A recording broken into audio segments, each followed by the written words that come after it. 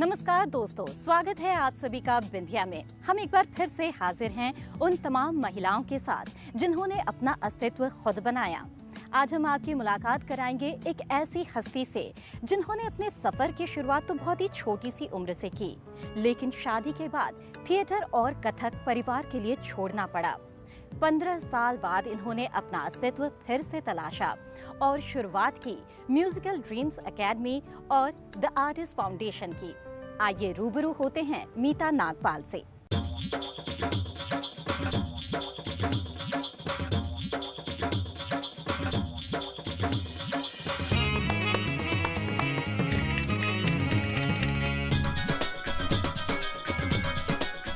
ये हैं the artist foundation और म्यूजिकल ड्रीम्स की फाउंडर मीता नागपाल। पेशे से कथक डांसर और थिएटर आर्टिस्ट रह चुकी मीता का सफर शादी के बाद अधूरा रह गया। 15 साल के लंबे वक्त के बाद एक बार फिर ये नई शुरुआत करना चाहती थी। इसीलिए डांस और थिएटर से जुड़े लोगों के लिए म्यूजिकल ड्रीम्स की नींव रखी। मीता अपने अधूरे सफर को इस एकेडमी से जुड़े आर्टिस्ट की आंखों में जीना चाहती हैं। मीता जब छोटी थी तब से लोगों को थिरकते देखना और फिर उन्हीं लोगों का मनोरंजन करना काफी पसंद था। बस तभी से आर्टिस्ट बनने का सपना आंखों में पलने लगा।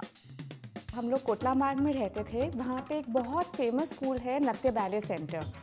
एंड जब मैं 2 साल की थी मैं वहीं पर जाती थी और सब आर्टिस्ट का डांस देखती थी। और जब सब आर्टिस्ट थक जाते थे और अपना चाय ब्रेक लेते थे तो मैं उनके लिए डांस करती थी। वहीं से मेरा डांस की जर्नी, नृत्य की जर्नी शुरू हुई थी। मीता को सबसे ज्यादा खुशी जिस चीज से मिलती वो था स्टेज। इसीलिए कथक और थिएटर दोनों से जुड़ गई। जल्द ही अपनी पहचान भी बना ली। लेकिन फिर मीता की जल्द ही शादी हो गई, जिसके बाद इन्होंने स्टेज का साथ छोड़ दिया। जब छोटी थी तो सिर्फ खुश होती थी स्टेज को देखकर, और कभी सोचा नहीं था कि हाँ ज़रूर ही इसी लाइन में जाऊंगी। और अपनी पढ़ाई के साथ और दोस्तों के साथ ये मेरा एक ज़िंदगी का स्टेज एक अहम हिस्सा बन गया था।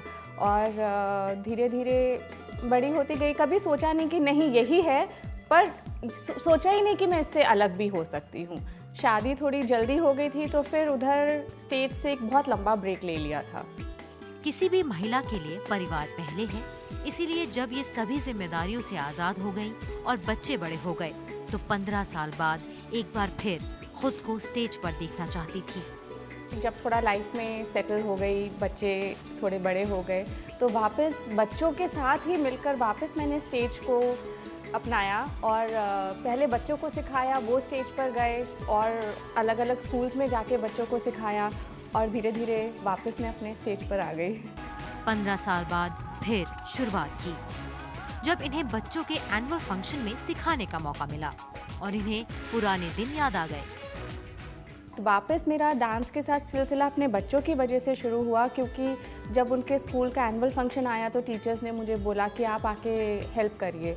और उस हेल्प के शुरुआत से वापस मुझे अपने वो पुराने बीते हुए दिन याद आ गए। घर में भी सबने मुझे बहुत इनकरेज किया। 15 साल के उस ब्रेक में मीता एक खतरनाक बीमारी से भी जूझ रही थी। जिंदगी और मौत के बीच मीता का अगर कोई हमसफर बना तो वो थी कलम। इस दौरान इनमें एक लेखिका ने जन्म लिया, कई नाटक और कविताएं लिखी। 24 इयर्स की एज पे मुझे एक डिज़ीज़ हो गया था जो काफ़ी फेटल हो सकता था। सो मैंने अपनी लाइफ के बहुत सारी चीज़ें उस 10 इयर्स में एक्सपीरियंस किए जो लिखने के रूप में आगे आए। सो उसमें कुछ अच्छा, कुछ बुरा, कुछ एक्सपीरियंसेस। एंड आई थिंक वो मेरे लिए लाइफ टर्निंग पॉइंट था, to understand life in a different way. धीरे धीरे कॉलोनी के बच्चे मीता से डांस सीखने लगे और इन्हें एहसास हुआ कि जरूरी नहीं इनका स्टेज से नाता टूट गया तो ये अंदर के कलाकार को मार दें। इसलिए नई सोच और नई उम्मीद के साथ म्यूजिकल ड्रीम्स नाम की एकेडमी शुरू की। कॉलोनी के बच्चे मेरे पास डांस सीखने आने लगे और थोड़े दिन में इतनी भीड़ हो गई थी घर में कि मेरे को बच्चों को मना करना था कि अब मैं और क्लासेस नहीं ले सकती हूँ।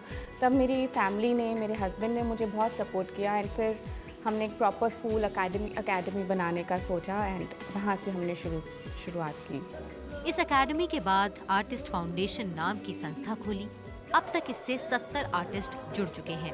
ये संस्था उनके लिए है जो अपने अंदर के कलाकार को तराशना चाहते हैं। एक एकेडमी के बाद एक फाउंडेशन की शुरुआत की है, आर्टिस्ट फाउंडेशन, जहाँ पे मैंने देखा है कि बहुत लोगों की ट्रेनिंग अधूरी रह जाती है। या तो उनको अच्छी ट्रेनिंग मिल नहीं पाती क्योंकि पैसों की कमी होती है। हमारे यहाँ टीचर्स की भी बहुत कमी है क्योंकि काफ़ी लोग नौसिखे होके भी टीचर्स बन जाते हैं। मीता का कथक से अटूट रिश्ता है, चाहे खुशी जाहिर करना हो या दुख। इसे जताने का एक ही जरिया है, डांस।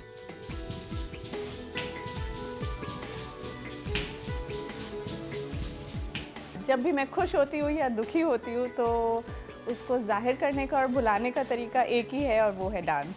ये जानती है कलाकार का दायित्व समाज के लिए भी है, इसलिए हाल ही में मैजिक मैन नाम का शो ऑर्गेनाइज किया, आई डोनेशन करने के लिए लोगों को प्रेरित किया। इसको कभी देख पाऊंगी? जितने लोगों की डेथ होती है और वो अपनी आईज प्लेज करते हैं तो ये सारे नेत्रहीन लोग देख पाएंगे विद इन 6 वीक्स। सो सिर्फ ये अवेयरनेस नहीं है आज लोगों में, एंड हम लोगों ने इसका प्रयत्न किया मैजिक मैन नाम के एक शो के द्वारा और हमें बहुत अच्छा रिस्पांस मिला। कम से कम 400 प्लेजेस उसी दिन हो गए थे लोगों के। दैट मीन्स कि 800 लोग देख पाएंगे किसी ना किसी दिन। तो ये हमारा प्रयत्न इस फाउंडेशन के थ्रू था। महिलाओं के लिए एक ही संदेश देना चाहती हैं, खुद में कुछ नया तलाश करें और जब चाहें तब नई शुरुआत करें। अपने आप को हमेशा डिस्कवर करना चाहिए और एज कभी कोई बैरियर नहीं होती। इनफैक्ट कोई ब्रेक आपको शायद उस चीज़ के और करीब ले आता है। तो आपको अपना हमेशा जो आपका मन होता है, जहाँ आपकी चाह होती है, धीरे धीरे अगर आप उसको मन से चाहेंगे तो ज़रूर अचीव करेंगे।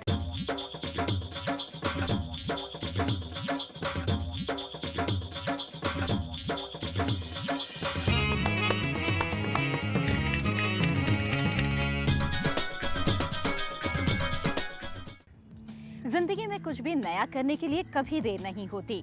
जब चाहें अपने सपने को साकार करें, एकदम मीता की तरह। फिलहाल वक्त है एक छोटे से ब्रेक का। ब्रेक के बाद आपकी मुलाकात कराएंगे उस जज्बे से जिन्होंने 10 साल तक अपने पति के जुल्म सहे, लेकिन एक दिन कुछ शब्दों की चोट ने इनकी जिंदगी बदल दी।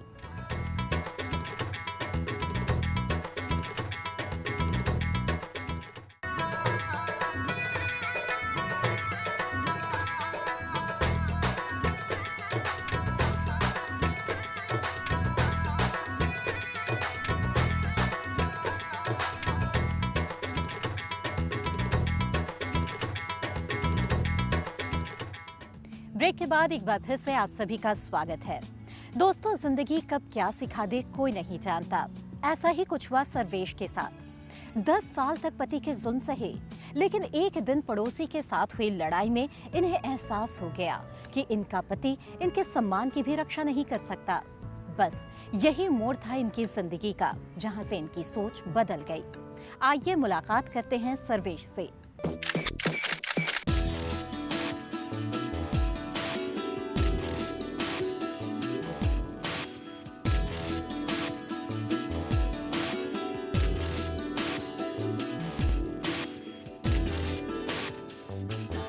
ये एक ऐसी महिला हैं जो आज मशहूर फोटो जर्नलिस्ट हैं। ब्रेवरी अवार्ड से भी सम्मानित हो चुकी हैं। शिखर की महिलाओं में गिनी जाती हैं। कारगिल युद्ध से लेकर गुजरात दंगों तक इन्होंने सब कवर किया। बेबाक और बोल्ड अंदाज ही सर्वेश की पहचान है। लेकिन यहाँ तक पहुँचने के लिए सर्वेश ने जिंदगी के 10 साल अंधेरे में गुजारे हैं। 11वीं तक पढ़ी सर्वेश ने शादी के बाद 10 साल तक पति के जुल्म सहे। घूंघट में ढकी छुपी सर्वेश पति का हर जुल्म सहती रही, यही सोचकर कि पति का घर ही सब कुछ है। मेरी 11 तक मैं पढ़ी हूँ। 11 के बाद मेरी शादी हो गई थी और शादी के बाद मैं 10 साल अपने पति के साथ रही थी और 10 साल बाद मैंने अपने पति के घर से विद्रोह किया था। शादी से पहले सर्वेश को न पता था और न ही इन्हें बताया गया था कि इनके पति शराब के आदी हैं। सर्वेश के हाथों की मेहंदी भी नहीं उतरी थी कि पति के जुल्म दिन पर दिन बढ़ने लगे। तब इन्होंने इसे ही अपनी किस्मत मान लिया। क्योंकि आजादी से सांस लेना शायद हर औरत की किस्मत नहीं। मतलब 1 महीने के अंदर ही अंदर एक थप्पड़ लग गया था। जब शादी हो गई तो एक घर से दूसरे घर में गई, एक खूंटे से दूसरे खूंटे में ही बंधी। औरत की ज़िंदगी क्या होती है? ज़्यादातर आम औरतों की ज़िंदगी कुछ नहीं है। और एक तो वो पैसा नहीं कमाती हैं, पैसा नहीं कमाती है तो पति ये कहते हैं तुम काम क्या करती हो। जब ये सभी प्रताड़नाएं सर्वेश ने अपने माँ बाप को बताई, तब इन्हें ये कहकर चुप करा दिया गया कि अब पति का घर ही सब कुछ है। अगर पति के घर की दहलीज पार की तो हमारे दरवाजे भी तुम्हारे लिए बंद होंगे। माँ बाप ने पहले ही कह दिया था कि झगड़ा करके हमारे घर मत आना, अगर झगड़ा करके आओगी तो लोग क्या कहेंगे, और ये पति की छोड़ी हुई औरत है। तो उन्होंने पहले ही हाथ खड़े कर दिए थे, क्योंकि हमने तो शादी कर दी, अब हमारी किस्मत है। और फिर पति का घर, अब हालात से समझौता करेगी, करना पड़ता है उसे ना, इसलिए करना पड़ता है क्योंकि मैं इसलिए करी कि कहीं जाती तो जाती कहाँ। सर्वेश को जुल्म इसलिए भी सहना पड़ा क्योंकि ये सिर्फ 11वीं पास थी और इतनी कम पढ़ी लिखी होकर ये क्या कर सकती हैं, यही सोचकर चुप बैठ जाती। पढ़ी लिखी इतना नहीं थी कि मैं बाहर जाके काम कर सकूं, अपने पैरों पर खड़ी हो सकूं। अच्छा, उससे पहले भी ऐसी कोई शिक्षा नहीं दी गई थी कि नहीं, लड़की का अपना कोई अस्तित्व होता है। सपने में भी सर्वेश पति का घर छोड़ने की बात नहीं सोच सकती थी, लेकिन किस्मत ने ऐसी करवट बदली कि सर्वेश का आत्मसम्मान जाग गया। एक बार पड़ोसी से हुई लड़ाई में जब इन्हें पड़ोसी ने उठाकर फेंकने की बात कही तो सर्वेश को लगा कि इनके पति इनका बचाव करेंगे, लेकिन पति की खामोशी ने इनकी आंखों में बगावत की आग पैदा कर दी। नहीं, पति का घर छोड़ना मेरा तो कभी सपने में भी नहीं सोचा था। मेरे पड़ोस में मैं किचन साफ कर रही थी और किचन से ऊपर से मैंने कूड़ा ऐसे बालकनी से डाल दिया, तो गलती मेरी थी, लेकिन फिर मैंने डाला तो वो झगड़ा करने आ गया। मैंने उनसे माफ़ी मांगी, मैंने कहा भाई साहब मेरे से गलती हो गई, मुझे माफ़ कर दीजिए। तो उसने कुछ ऐसा नहीं कहा, उसने कहा तुझे उठा के फेंक दूंगा, तुझे उठा के फेंक दूंगा ना, मेरा पूरा एकदम झकझोर दिया मुझे। और मेरा पति भी घर पे बैठा हुआ था, उसने उसको कुछ नहीं कहा। तेज़ आवाज़ में मैंने बात करी कि कैसे पति हो, अगर कल को कोई बलात्कार भी करता है तो तुम तो मेरी रक्षा नहीं करोगे। पति का मतलब रक्षा करना होता है, जब तुम रक्षा ही नहीं करोगे तो तुम कैसे पति हो। तो बस वही तुझे उठा के फेंक दूंगा ना, मेरी ज़िंदगी बदली। इसके बाद सर्वेश ने ब्यूटिशियन के कोर्स के लिए रुपए जमा करने शुरू किए और इसके लिए साड़ी के फॉल लगाकर रुपए इकट्ठा किए, लेकिन पति को जब ये पता चला तो जुल्म और बढ़ गए। अच्छा, ये जब उसको पता चला मैं ब्यूटिशियन का काम सीख रही हूँ तो मेरे ऊपर तो और जुल्म शुरू हो गए। लेकिन पता नहीं क्यों मुझे तुझे उठा के फेंक दूंगा, मेरे दिमाग में बार बार मेरे दिमाग में ये करता था चोट। एक दिन पति ने सर्वेश की बेइंतहा पिटाई की और घर से बाहर निकाल दिया। फिर एक दिन उसने मेरे को इतना मारा कि मेरे को घर से निकाल दिया। इसके बाद सर्वेश सहेली के बनाए शेल्टर तक पहुंची। ये पहली बार घर से बाहर निकली थी, इसलिए आजादी से ज्यादा डर का एहसास सता रहा था। एक दिन उन्होंने जब घर से बाहर निकला तो मैं सहेली के उसमें गई, तो उन्होंने मुझे शेल्टर दिया। मैंने कहा जी मेरे घर में तो कोई भी नहीं है, मेरे माता पिता ने पहले ही मना कर दिया, तो उन्होंने शेल्टर दिया मुझे।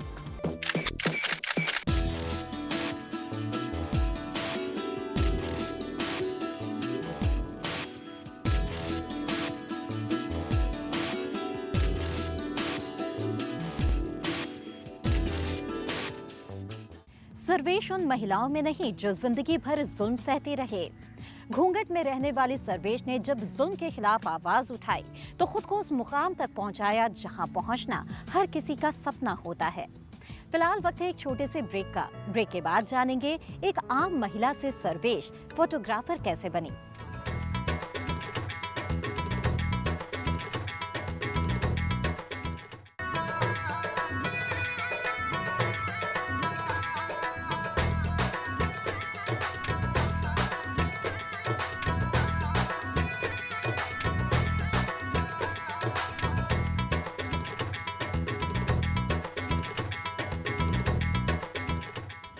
ब्रेक के बाद आप सभी का फिर से स्वागत है। हम बात कर रहे हैं एक ऐसी महिला की जो घर छोड़ते वक्त 11वीं पास और एक अबला से ज्यादा कुछ भी नहीं थी, लेकिन आज एक मशहूर फोटोग्राफर है। कारगिल और गुजरात दंगों में इन्होंने फोटोग्राफी का साहस दिखाया। ब्रेवरी अवार्ड से सम्मानित हो चुकी हैं। आइए कुछ और जानते हैं इनके बारे में।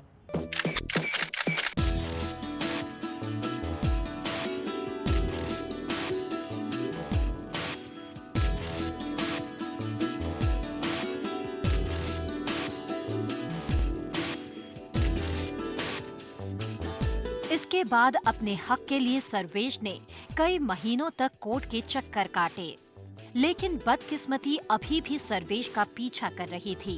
इसलिए कोर्ट के ऑर्डर के बाद भी सर्वेश को पति से कोई खर्च नहीं मिला।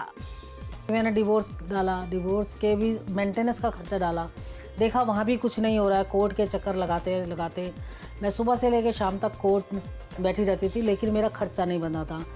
फिर 1 साल बाद मेरा खर्चा बंधा, उसमें 350 रुपया महीना मेरे को बंधा, लेकिन उस 350 रुपये भी मेरे को एक बार भी नहीं मिले।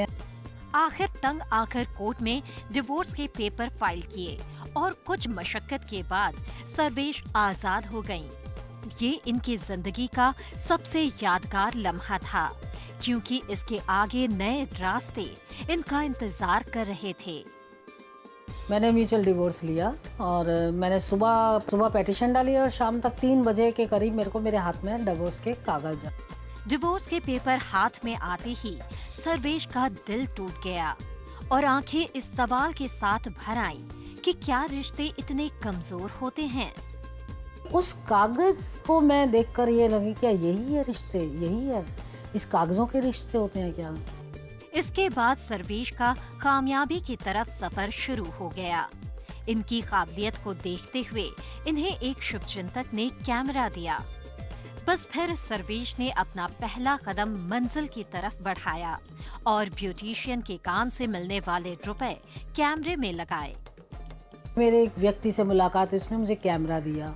मेरे अंदर क्या देखा मुझे नहीं पता, मैं तो ब्यूटिशियन का काम करती थी। बस उस कैमरे को लेके मैं कभी ऑपरेट करना सीखा। उसका कहाँ से चलाती, पैसे नहीं थे, तो मैं ब्यूटिशियन के काम से पैसे कमाती थी और फोटोग्राफी में लगाती थी। जब पहली बार न्यूज़पेपर में सर्वेश का नाम छपा, तब इन्होंने खुद को और भी ऊंचे मकाम तक ले जाने का फैसला किया। एक बार मेरा नाम छपा तो मैं उस अखबार को अपने पास रखती थी। नवभारत टाइम्स में छपा था, मैं सबको दिखाती थी कि देखो देखो मेरा नाम छपा है और ये सब करके। तो बड़े दिन तक मैं उसको बड़ा संभाल के रखती थी कि मेरा नाम छपा है। शायद मेरे एक नाम छपना बहुत बड़ी बात होती है। धीरे धीरे सर्वेश ने कैमरा ऑपरेट करना सीखा, एग्जीबिशंस की और अपनी अधूरी पढ़ाई पूरी की। फिर कई सारी एग्जीबिशंस करी हैं, कई सारी बुक्स पे काम किया है। फिर मैंने अपनी पढ़ाई की, ग्रेजुएशन किया, शूटिंग में मैंने